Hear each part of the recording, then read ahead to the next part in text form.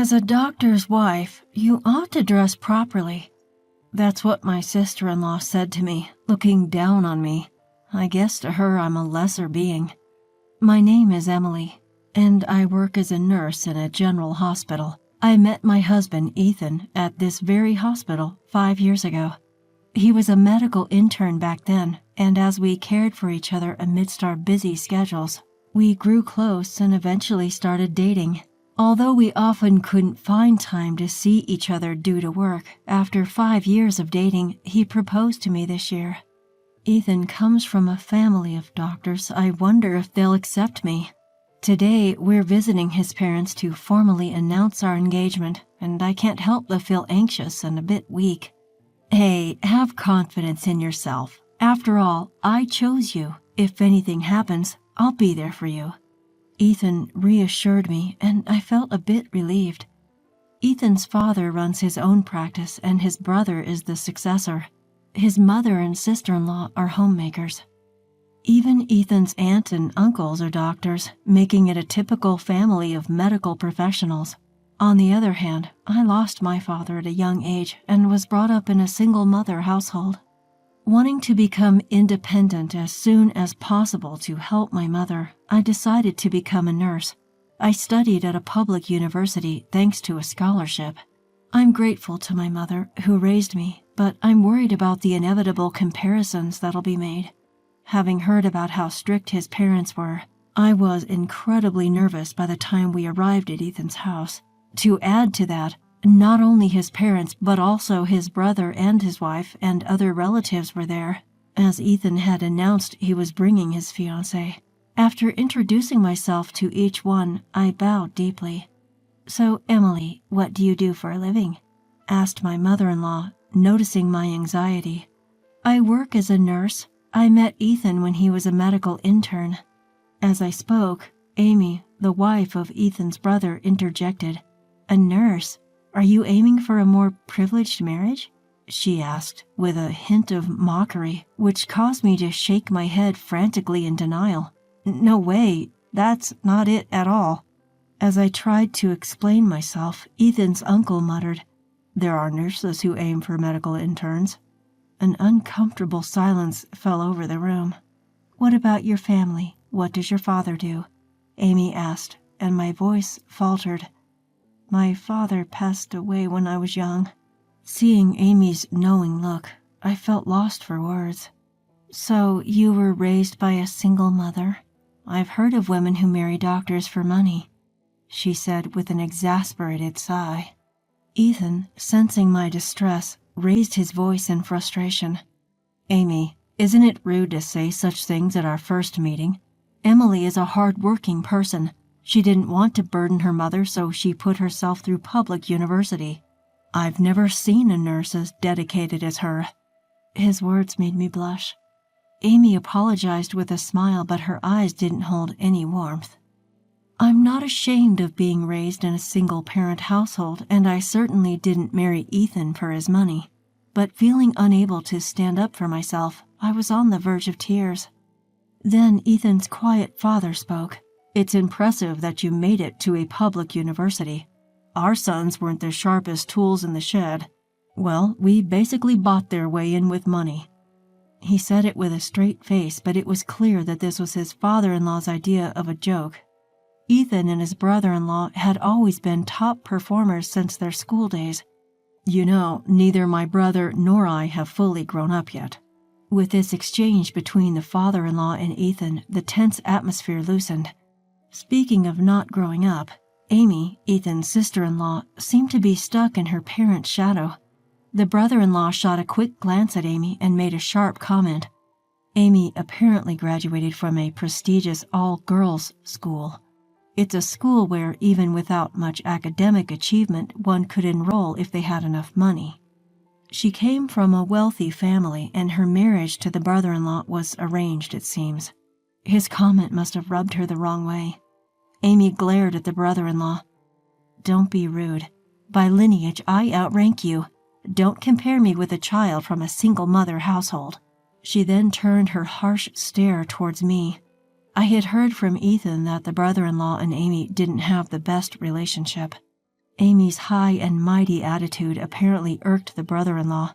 What's more, for some reason, Amy had suspicions about her husband's fidelity and would throw fits. She suspected that one of the administrative staff at the clinic might be his mistress and kept blaming the brother-in-law. The clinic where the father-in-law is the director isn't that big. There are only about 3 administrative staff. Though all 3 of them are young and attractive, Ethan insists that his brother wouldn't be foolish enough to get involved with an employee. Apparently, she misinterpreted some business emails between him and the staff. I never expected to witness a marital spat upon first meeting them. While I was feeling flustered, my mother-in-law stepped in to help. "Stop it. Arguing like this is unsightly." Chastened by their mother-in-law, the brother-in-law and Amy quieted down. Turning to me, the mother-in-law spoke softly. "There will be times when you face harsh words from those around you.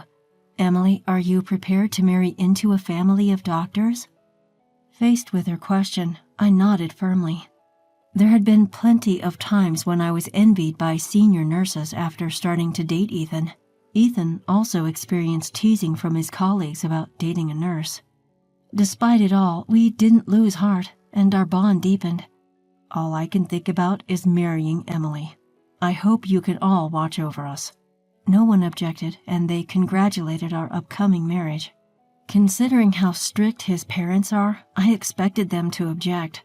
But contrary to my expectations, both the father-in-law and the mother-in-law kindly accepted us. The only one who seemed unsatisfied was Amy, which concerned me. With the successful completion of our marriage introduction, we got registered. Our relationship didn't change just because we got married. The one thing that changed was the frequent invitations from Amy. "Let's go shopping tomorrow. I'll teach you how to dress appropriately as a doctor's wife." Amy often used the phrase doctor's wife. I was initially surprised at her invitation to go shopping, especially after her condescending attitude at our first meeting. But observing her, it seemed like she wanted to assert her dominance over me. She would buy and flaunt clothes that were beyond my pay grade. Even today, as we went to the boutique, Amy was buying loads of branded clothes. Seeing the amount, I couldn't help but marvel at how much her husband was earning. "I've told you before, why don't you quit nursing? Supporting a busy doctor husband is the wife's duty, isn't it?" While having tea after shopping, Amy chimed in. Here we go again, I thought. She keeps telling me every time we meet that I should become a homemaker. I consider nutrition. I've never used prepackaged meals. My floors don't have a speck of dust. Are you doing your part as a doctor's wife?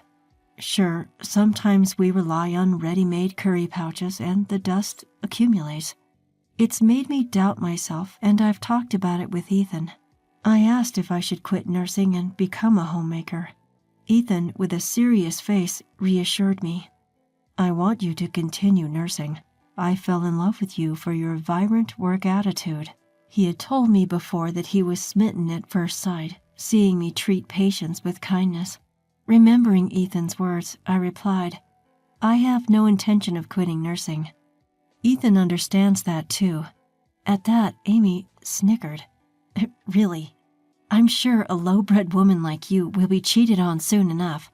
You're only good for your brains after all. Amy suddenly started to look down on me. I won't stand her belittling my household. I lost my temper and gave her a piece of my mind. So your only claim to fame is that you come from a rich family, right? You don't even get along with your husband. Maybe you should worry less about being cheated on and try trusting him more. As soon as I'd said it, I knew it was too late. Amy's face turned beet red with anger, and she looked like a fiery demon. How dare you? A woman like you doesn't belong in this house. With that, Amy stormed off. When I told Ethan what happened, he burst out laughing. You told off my annoying sister, good. She'll cool down after a while.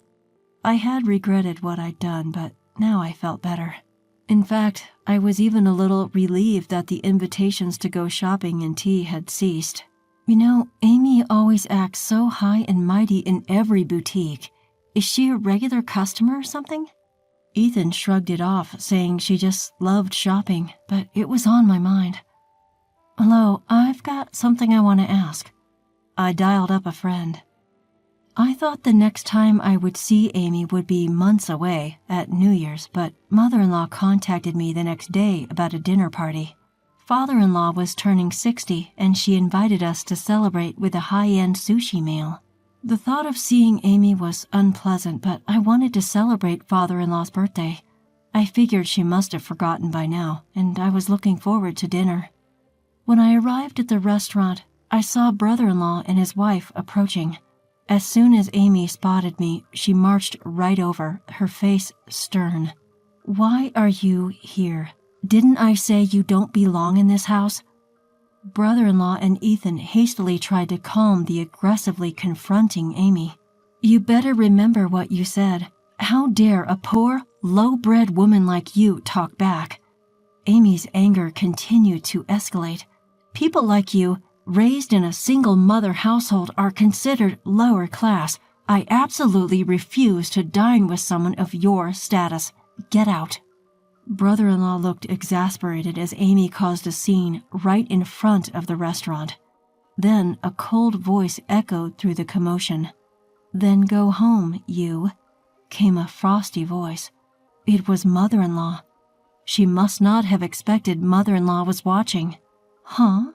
Amy murmured softly, glancing over her shoulder. I'm terribly embarrassed by this spectacle outside the store. Mother-in-law's words were met with nods from everyone present. I only argued back because Emily was being rude. I support my husband so much. Amy seemed to go into hysterics, her voice rising again. It's Ethan's fault for bringing such a low-status woman into the family in the first place. Divorce her, even now. Her words were utter nonsense. Naturally, Ethan wore a bewildered expression. Please, don't get more hysterical than this. It's your fault. You insult my education. The fight between brother-in-law and Amy had officially started. Mother-in-law intervened once more. I had planned to ask about this later, but if you're going to make such a fuss, I'll ask now. Amy, you're hiding something, aren't you? At mother-in-law's words, the arguing voices instantly went silent. Hiding something? What do you mean? Amy's voice trembled slightly, though she was trying to stay calm. Emily told me about your shopaholic tendencies. Amy's face turned ashen. You always talk about a certain department store. One of my friends works there. She had been puzzled about Amy's ability to buy so many brand-name clothes. At first, she thought brother-in-law was very open-minded. But would he really let his wife, with whom he didn't get along, freely make such high-priced purchases? Something seemed off. She thought that maybe Amy was receiving an allowance from her wealthy parents. But Amy had proudly claimed that since marrying brother-in-law, she had never asked her parents for money. According to Ethan, brother-in-law was indifferent to money and let Amy handle his salary and savings. Perhaps that's why Amy had free rein to spend. According to mother-in-law's friend, Amy was a frequent shopper at the store and would sometimes spend hundreds of thousands in a day. But her attitude was so arrogant that the staff found her annoying. Also, Amy, aren't you cashing in on a family credit card? This was just a guess, there was no proof. But it seemed to hit the mark as Amy turned even paler. How did you... She had figured Amy, with her lavish spending habits, was also borrowing money. You don't even understand the value of money, yet you flaunt your power around town. Don't you feel ashamed as a doctor's wife? Amy was rendered speechless by mother-in-law pointing out her shopaholic tendencies. The staff has also complained about your haughty attitude. Even father-in-law, who had been silently listening, couldn't bear it any longer. Amy would wait until father-in-law wasn't around, then visit the clinic to complain about poor cleanliness and scold the staff. The way she treated the 3 office clerks she suspected of having an affair with her husband was appalling. She even demanded that they quit, if they had the audacity to flirt with him. Upon learning the real situation, her father-in-law feared that the staff would quit if things continued this way. When my brother-in-law discovered that she had been squandering money, he was livid. "How much did you borrow? Tell me everything."